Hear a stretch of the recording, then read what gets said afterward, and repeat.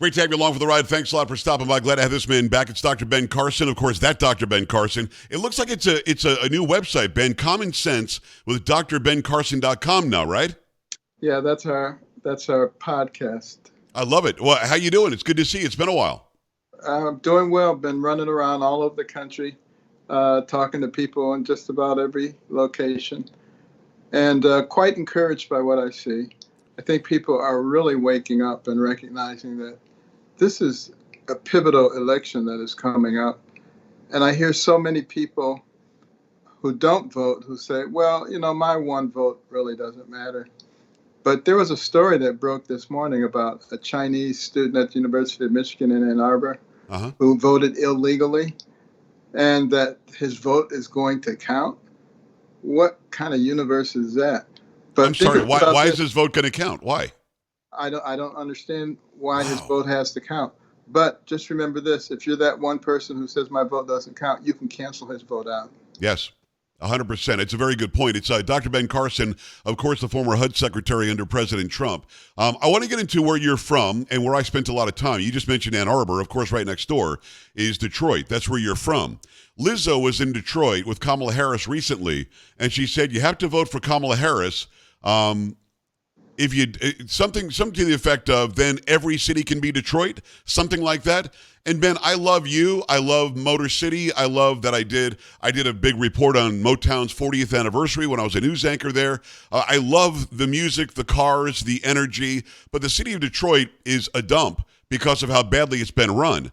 For her to allege that you have to vote for Kamala Harris so that you can have Detroit across the country, I don't think that was the right thing to say. No, I think the Detroit that we want is the Detroit of old. Yes. The one that Donald Trump was talking about restoring by restoring the automobile industry and by putting tariffs where they need to be put to keep the Chinese from flooding our country with their product. That was a very prosperous Detroit. In fact, that was the most prosperous city in the United States of America. So there is an illustrious history. But that was a while ago. And certainly we would desire to get back to that kind of an economy. But in order to do that, we need real leadership, courageous leadership, and leadership that understands business.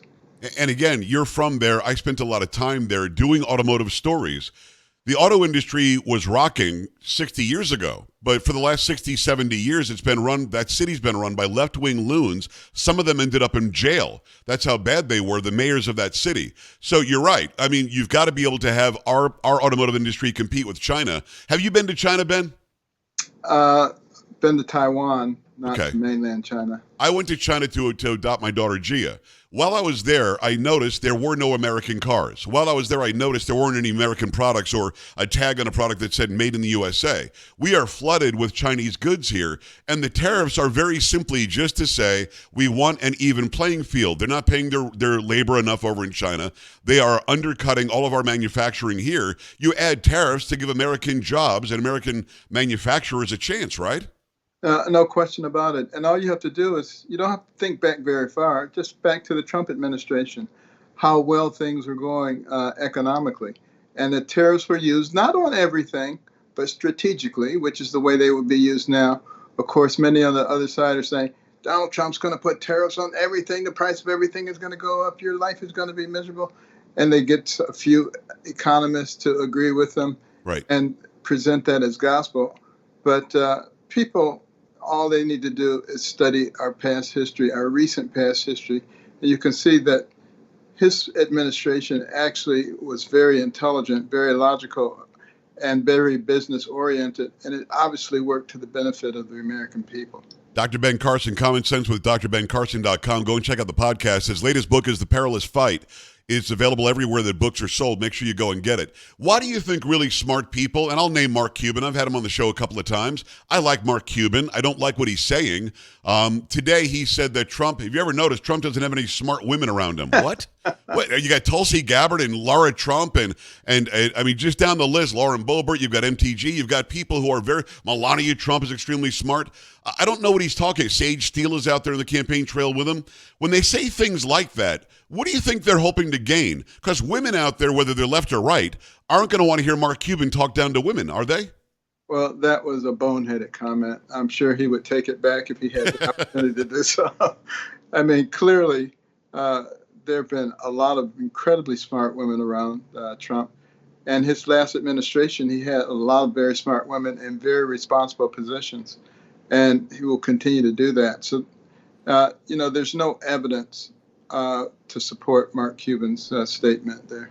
You think Kamala Harris and Tim Walz, to a lesser degree, are really unhappy that Joe Biden keeps opening his mouth? The other day, he literally said, "You're garbage, I'm garbage, anybody who supports Trump is garbage." And then the White House, the official White House readout, just lied. They changed it and they added an apostrophe, and it was about one person. He literally called us all garbage the other day. Do you think they're asking him, Joe, could you just relax for a few days and stay away from a camera?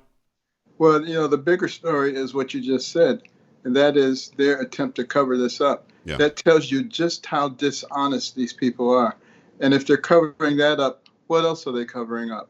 And I hope the people are starting to recognize that there are a group of people who play them for fools and think that they can say anything and that the people will accept it.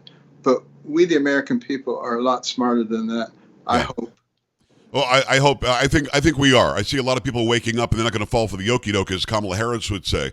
Dr. Ben Carson, Common Sense with drbencarson.com. Check out the podcast. Former HUD Secretary. Let's talk about HUD. Let's talk about housing, period. Kamala Harris has said a couple of really weird things. Number one, she's somehow going to build 3 million houses. Don't know how she's doing it, but she's going to build 3 million, Ben. Number two, going to give people $25,000 if it's the first time they're buying a house. Don't know where the money's coming from. She's going to hand them a check, I guess, as if that's not going to push the market up. You were in that job, building housing, making sure there were partnerships between private and government entities to revitalize areas. I mean, what was it called? The zones that you had, not enterprise zones. Opportunity zones. Opportunity zones really, really worked well. Very, very smart. Making those in the community inject their own money and invest in a better community. What she's saying is just, I'm going to hand you a bunch of money. Can she do what she's saying? Well, first of all, it has to be approved by Congress, so that's not going to happen. Yeah. But secondly, I wonder if she understands anything about the supply and demand. I mean, there's not a great supply, but there's a great demand. So if you throw $25,000 out there, guess what? The price is going to go up for $25,000. Exactly right. Nothing else useful is going to happen. And as far as her magically producing 3 million houses, good luck with that. That's just not going to happen. That's much more difficult and complex thing. But that side doesn't seem to understand domino effects, how one thing affects the next thing. They just think you can declare something and it will happen. And again, all we have to do is look back on history. You mentioned the opportunity zones. We were able, through that program, to lift hundreds of thousands of people out of poverty. Yes. And you maintain an interest in those areas by having a private sector invest in them because they want to make sure that their investment produces. So they stay involved in the situation. There have been so many government programs where there's a lot of hoopla and a big ribbon cutting festival, and then everything kind of just fades away and nobody pays any attention to it. In a few years, it's a mess again. That's what we don't want. When we realize, it's Dr. Ben Carson, by the way, check out Common Sense with Dr. Ben Carson. It's a great new podcast. When we were introduced to Barack Obama, it was 2004 at the DNC. He was young, energetic, great communicator, and he said all for one and one for all. He said unity, not division. He said, I'm my brother's keeper, which is sort of a Marxist thing to say. It was kind of interesting. Right. But he does say things that made people go, wow. This guy wants to include everybody. This is wonderful. And the rising tides and the magic is going to happen and so on and so forth. And then for 8 years, he was the most divisive president we've had since the 1910s. It was unbelievable how every single time he could, he made identity politics about it, whether it was Trayvon Martin or it was Michael Brown. No matter what it was, he was taking the side, or his buddy Skip Gates, he was taking the side of somebody who had an immutable characteristic that he wanted to identify with. And that bothered me because you and I aren't like that. You and I are really all for one, one for all. As you all often say, a rising tide lifts all boats. So Obama got in by pretending he was somebody he wasn't. Lately, Ben, he showed who he really is. In front of a group of men, either in Pittsburgh or Philadelphia, a group of black men, he basically shamed them, making weird faces like, You're not going to vote for her? You're going to vote for him, the guy that doesn't like you? Has he overplayed his hand, Ben? Because those guys, I think, left that meeting saying, screw you. You don't tell me who to vote for because I'm black. Well, I've been very enthusiastic and proud of a lot of the young black men who are starting to think for themselves. Yeah. And are starting to think for the good of their communities. What have you done for me? And they look back at the Trump administration and they see a lot of things Yes. That were done. And they look at the traditional Democrats and they see very little that was done. And yet you have them going around and saying, if you don't vote for me, you're not black, What is that? That's crap. That's what it is. Yes. I mean, we knew about that in high school when people wouldn't say anything because they didn't want to be an outcast. Everybody wanted to be one of the cool people. And they allowed some of the good kids to be picked on by bullies because they didn't want to be an outcast. It's the same kind of mentality, that group herd mentality. It's time to abandon that. And it's time for us to start thinking about the common good. That was a phrase that was used by our founders frequently, the common good. And it was one of the things that helped our country to rise so quickly. You had neighborhoods with people from all different countries who spoke different languages, but they understood that concept and they worked together. And if it was harvest time and Mr. Johnson broke his leg, everybody else harvested his crops. They didn't ask what his religious preference was or what his political preference was. They said, he's my neighbor and he needs help. And we need to start thinking about the common good again. Stop all this divisiveness. And, I've said it many times as a neurosurgeon, when I went to the operating room and I opened someone's head, I couldn't tell what color they were, what their ethnicity was. Right. Operating on the thing that makes them who they are. It's their brain. It's not their skin color. It's not their hair texture. It's not the shape of their nose.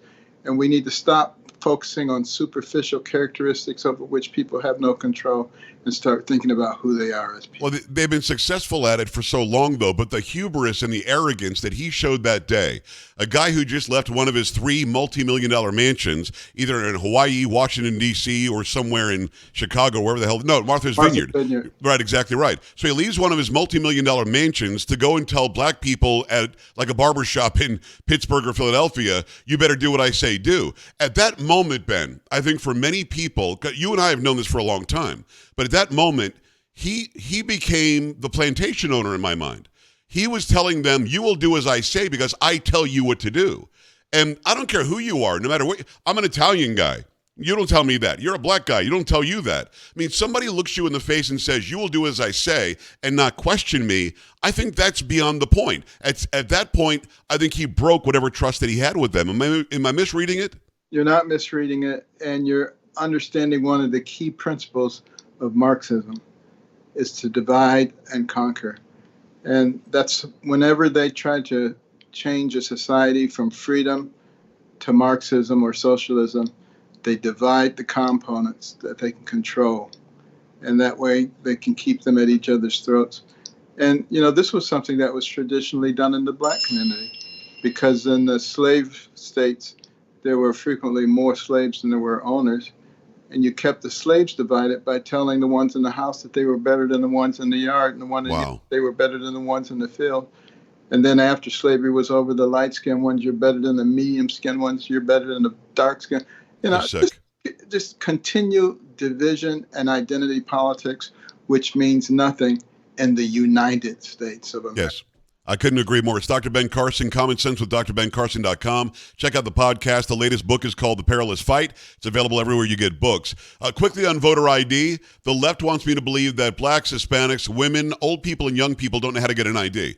I've never known. Look, I went to a predominantly black high school in Delray Beach, Florida, and everybody, when it was time to get their licenses, we all got our licenses. Nobody said, I couldn't get one because of where I live or because of what my ancestry is. Why did they think that's going to work? I mean, again, you had somebody just do a man on the street thing in Harlem, New York, and every single person he talked to had a license. Of course they did. Is it the left's plan to make it as if Latinos and blacks and others that are not considered the majority don't know how to photocopy something at Kinko's, don't know how to get a driver's license, don't know how to go and vote on their own? I mean, does that still work, Ben, in 2024? Unfortunately, it does work on some people. because they try to convince some people that they are victims and that somehow if you don't have something, it's somebody else's fault. When in fact, if you can't get an ID, it's your fault because it's easy to get an ID. And by the way, in the states where you need ID, it's free. Right. And look at all the other countries of the world. I don't know of any place that allows you to vote without identification. It's just stupid. But California passed a law that you can't ask for an ID. It's against the law to ask for it now. Yeah, well, we see what's happening to California. That's true. That's a very good point. It is Dr. Ben Carson. Okay, so he wins Tuesday. I hope, I pray, everybody watching and listening needs to go and vote. Do not assume anything. Pretend he's down by 10. But he wins on Tuesday. Ben, are they going to seat this guy? They're going to try to convict him and put him in prison, I think, on the 18th. Jamie Raskin in the House says we're going to call the 14th Amendment and not allow him to take the office because he's an insurrectionist. And then Kamala Harris is the last one on January 6th. She has to certify it if she loses. What do you think is going to happen? I think they're going to do everything they can to disrupt and to prevent him from having a seat. But I don't believe it's going to work. I think there are enough people who have integrity, who will see what they're doing, even on their own side, who will abandon them. And that the adults in the room will actually get a chance to really make this country what it should be. He's got to win, though, by massive numbers. No, I think that if it's what does he say? Too big to rig. We say swamp the vote. Make sure you bank your vote. I voted early for the first time in a very long time, and I'm a conservative guy. And we generally wait until Election Day. But if he wins by a large enough margin, they almost can't do anything, right? No, they can't. And we've had so many, particularly evangelical Christians who haven't voted. Yes. 20 million didn't vote in 2020. Think about that. You could easily control the direction of the country. You don't have to sit around and complain. We need to get involved, and we need to remember that this is one nation under God. Don't throw away our faith, because as we've thrown away our faith and our values and our morals, look what's happened to us. It's not good. I couldn't agree more. Ben, before I let you go, give me 30 seconds on the children's book series, if you don't mind. Well, the children's book series is progressing very nicely. It's infiltrating a lot of schools all over the country and reading rooms all over the country. Basically, we're giving our children our values, the things that made us into a great country, but in a way that's understandable for them and fun for them. The name of the series again? Little Patriots. Love Patriots Learning.